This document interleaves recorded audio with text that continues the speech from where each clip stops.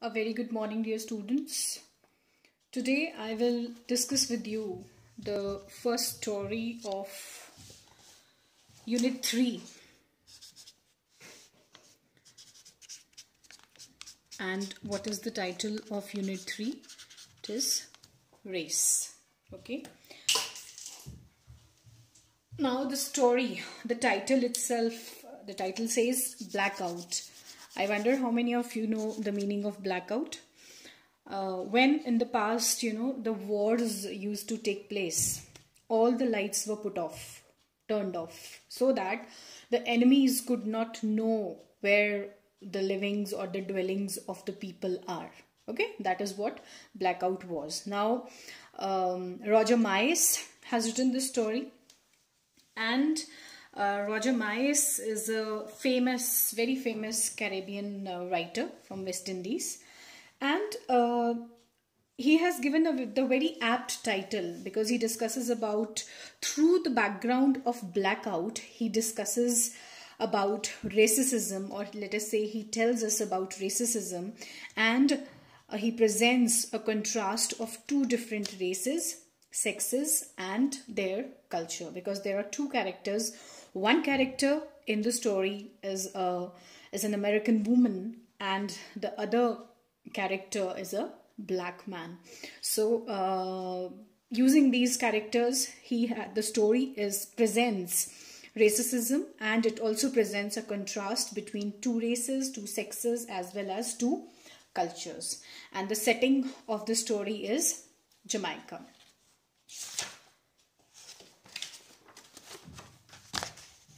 So here is the text. I will not enter into about the story because that will make us lose interest in what is gonna happen further. So I start with the text. The city was in partial blackout. It was not a complete blackout. It was a partial blackout. And which city? Jamaica.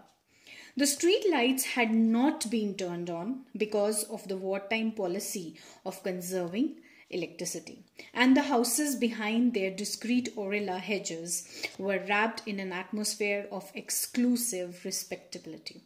So there was all quiet and calm everywhere, but the street lights, they were on, they had not been turned off. The young woman waiting at the bus stop was not in the least nervous. In spite of the wave of panic that had been sweeping the city, there was unrest, there was panic, there was tension because of the blackout, or because of the war times, we can say.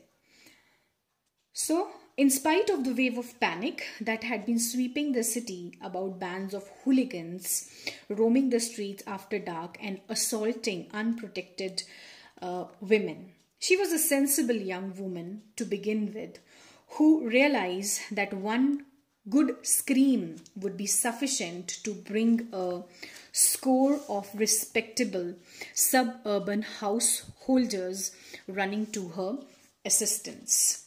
Now, I don't remember if this word score has come earlier. When we talk of literature, score over here means 20. Okay, remember this.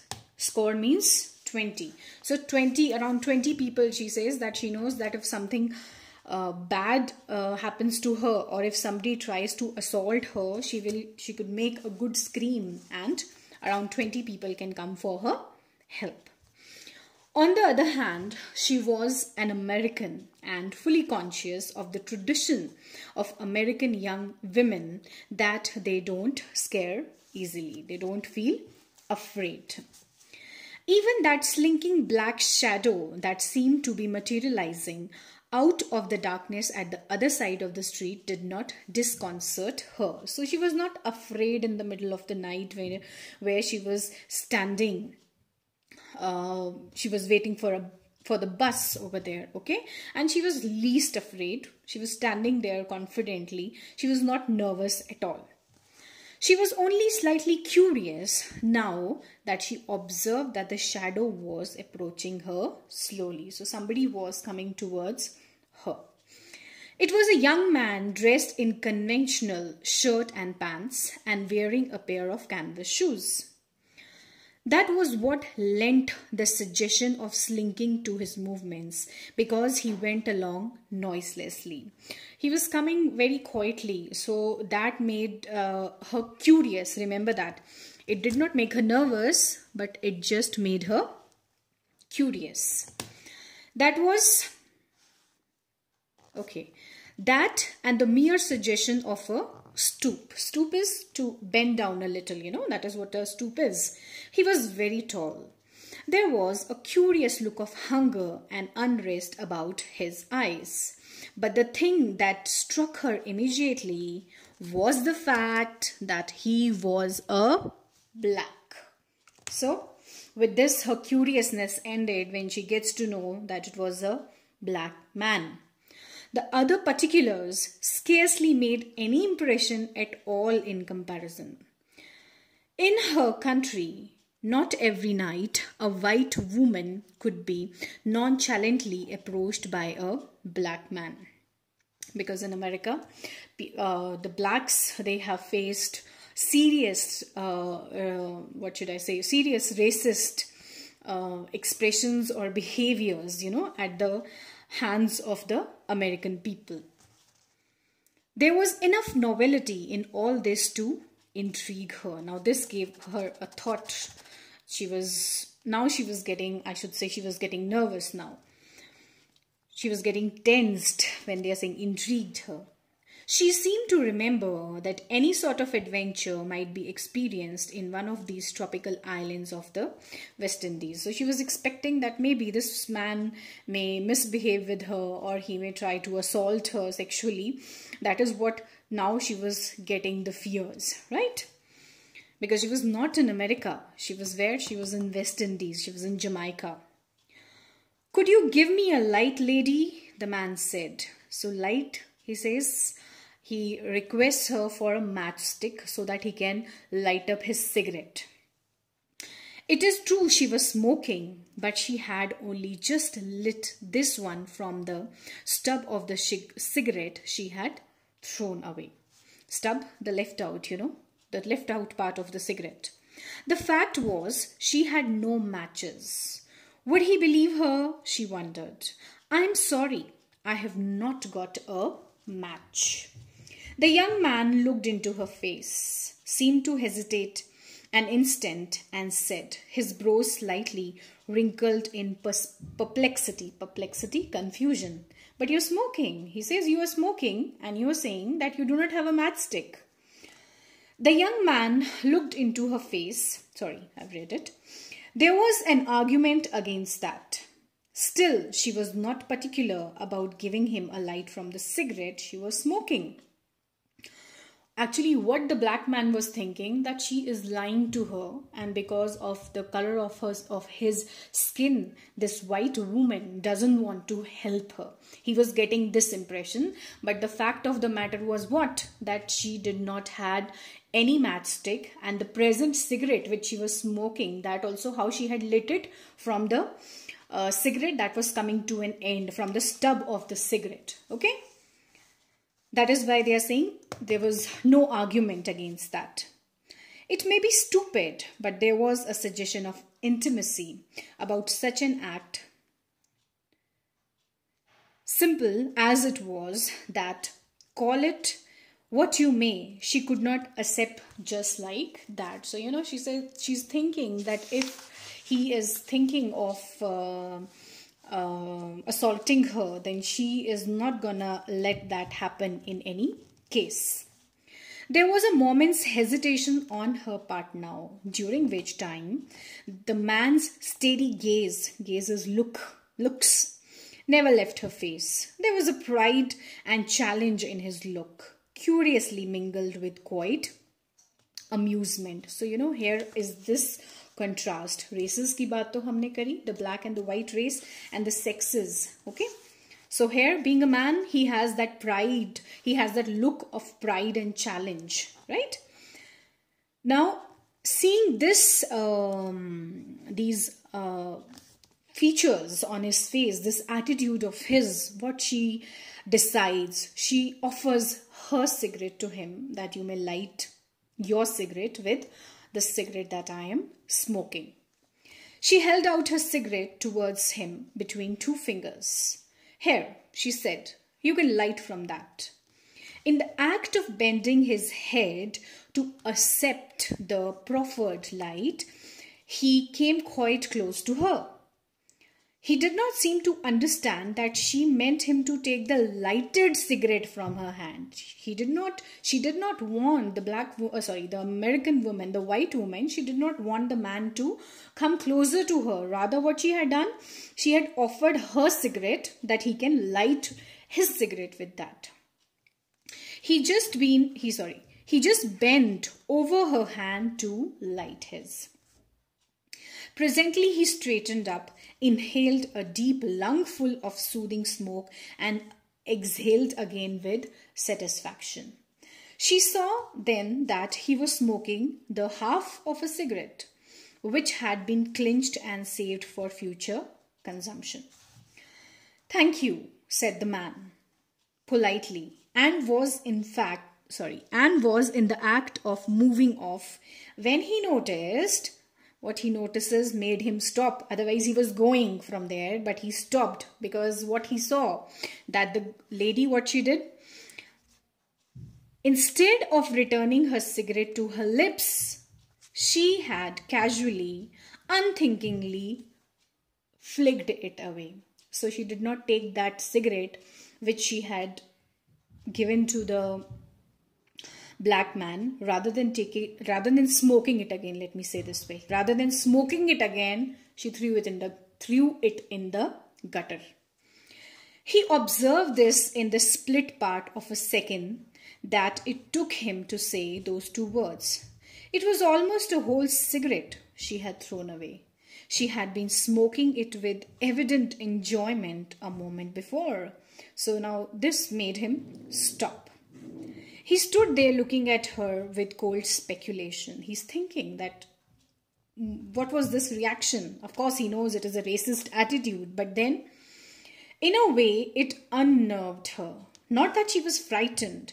He seemed quite decent in his own way and harmless. So she could predict about him that he was a decent black man and he was harmless. But he made her feel uncomfortable. So that was the main reason of the bias that one could see between the two races.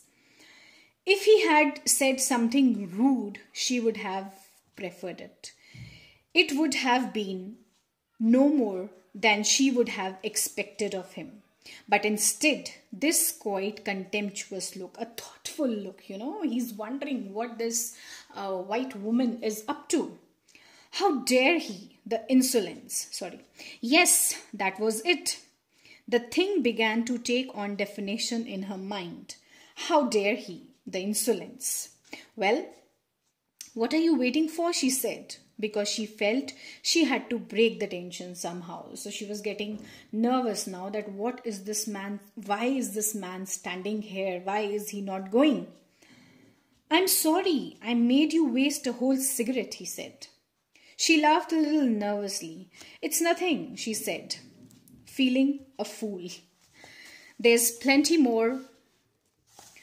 Where that came from? He asked. "I suppose so."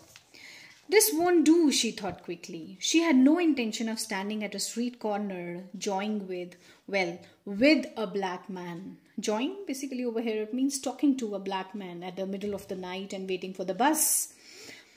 There was something indecent about it. Why doesn't he move on? As though he had read her thoughts, he said. This is the street lady. It's public. Well, anyway, she did not have to answer him. She could snub him quietly, the way she should have properly done from the start. "It is a good thing you are a woman," he said. "Had it been a man," he says, "the way you behaved with me, then things would have been different. My reaction would have been different. And if it were a man, as man to man maybe, I would give you something to think about," he said, still in that quiet, even voice. So, whenever this black man talked, he never talked in an insulting manner. He always held his poise, his calm when he was talking to the lady, irrespective of the fact that the lady many a times, why should I say many a times, but this one particular act of throwing away the cigarette was a big insult for the black man. In America, they lynch them for less than this, she thought. This isn't America, he said. I can see you are an American. In this country, there are only men and women. So let us not talk about races, okay? We are men and women. Nothing about racism over here. You will learn about it. She could only humor him. Find out what his ideas were about this question anyway. It would be something to talk about back home. Suddenly she was intrigued. She was disturbed as to what is going on. I want to get rid myself, from this man. So in this country, there are only men and women? That's right. So to speak, there is only you and me.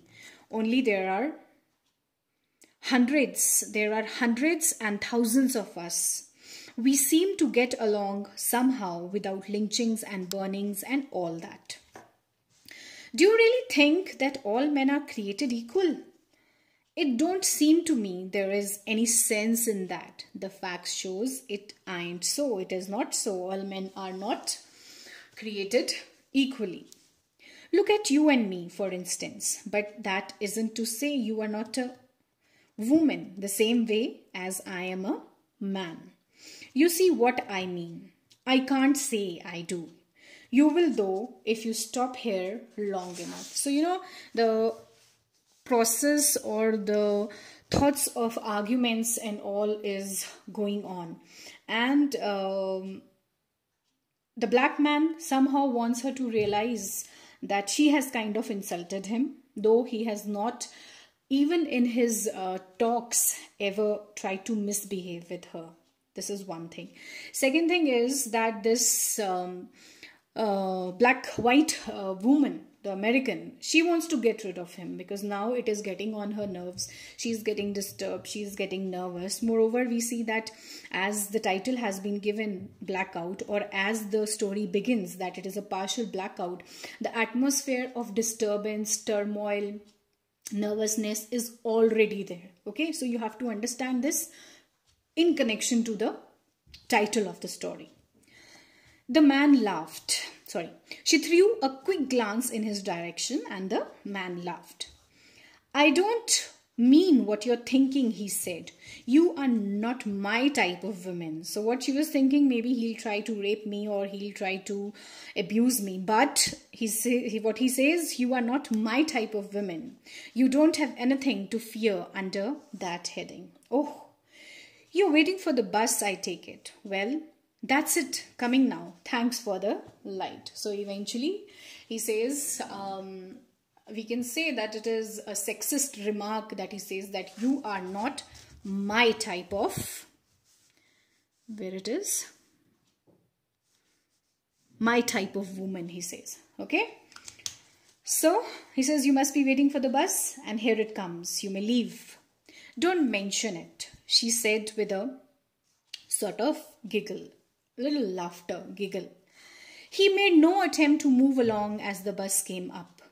He stood there, quietly aloof. Aloof is lonely. As though in the consciousness of a male strength and pride that was justly his. There was something about him that was at once challenging and disturbing. He had shaken her supreme confidence in some important sense, and you have to understand this thing in connection with the racist attitude of the white woman.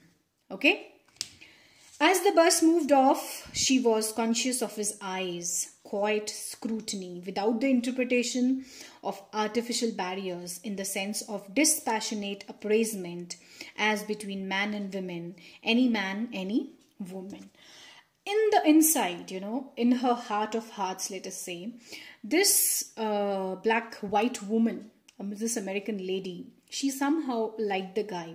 But what the problem was, her societal inhibitions, she could not resort to that. She had to follow what was set up by the society, a racist discrimination that was imbibed in her mind. She had to follow that. She fought resolutely against the very natural desire to turn her head and take a last look at him. So, somehow a little fondness she had developed for that black guy. Perhaps she was thinking about what the people on the bus might think, that a white woman is turning back and looking back at a black man. And perhaps it was just as well that she did not see him bend forward with that swift, hungry movement, retrieving from the gutter the half-smoked cigarette she had thrown away. So what was he doing when she turned back and looked at him? He picked up that cigarette that she had thrown away and he smoked it. So, very clearly, at various episodes that have taken place in the story, these are the main aspects. Let us say the racist discrimination that has been shown, as well as the sexist discrimination has been shown in the story. So in this context, you have to understand the reactions of both the characters. All right, so this is all. You may go through it once. In case of any doubts, any problems, you may ask. That's all. Thank you.